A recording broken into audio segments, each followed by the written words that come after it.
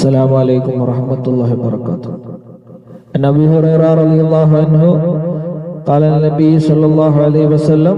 അബീ ഹുറൈറ റളിയല്ലാഹു അൻഹു റിപ്പോർട്ട് ചെയ്യുന്ന ഹദീസ്, അല്ലാഹുവിന്റെ റസൂൽ സല്ലല്ലാഹു അലൈഹി വസല്ലമ തങ്ങൾ പറഞ്ഞു, സലാസു ദഅവാത്തിൻ, മൂന്ന് വിഭാഗം ആളുകളുടെ ദുആ, മൂന്ന് കൂട്ടർ അല്ലാഹുവിനോട് ദുആ ചെയ്താൽ മുസ്തജാബത്തുൻ ലഹുന്ന, അവർക്ക് ഉത്തരം ഉറപ്പാണ്, ഇജാബത്ത് ഉറപ്പാണ്. ലാ ശക്ക ഫീഹിൻ, അതിൽ യാതൊരുവിധ സംശയവും വേണ്ട. ഇനി പറയാൻ പോകുന്ന മൂന്ന് വിഭാഗം ആളുകൾ അല്ലാഹുവിനോട് ദുആ ചെയ്താൽ അവരുടെ ദുആ അല്ലാഹു സ്വീകരിക്കുന്നതാണ്. ലാ ശക്ക ഫീഹിൻ, അതിൽ യാതൊരുവിധ സംശയവും വേണ്ട. ഏതൊക്കെയാണ് ആ മൂന്ന് വിഭാഗം ആളുകൾ? ദഅവത്തുൽ മദ്ലൂമി, ആക്രമിക്കപ്പെട്ടവന്റെ ദുആയാണ് ഒന്നാമത്തെ ദുആ. ഒരാളെ മറ്റൊരാളെ ആക്രമിച്ചു കഴിഞ്ഞാൽ ആ ആക്രമിക്കപ്പെട്ട മനുഷ്യരില്ലേ, ആ മനുഷ്യൻ അല്ലാഹുവിനോട് ദുആ ചെയ്താൽ അവന്റെ ദുആ അല്ലാഹു സ്വീകരിക്കുന്നതാണ്.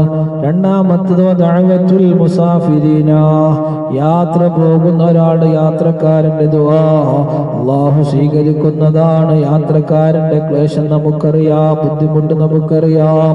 ആ യാത്ര പോകുന്ന മനുഷ്യൻ അല്ലാഹുവിനോട് കരങ്ങൾ ഉയർത്തി ദുആ ചെയ്താൽ അവന്റെ ദുആ അല്ലാഹു സ്വീകരിക്കുന്നതാണ്. മൂന്നാമത്തെ ദുആ ഏതെന്നറിയോ?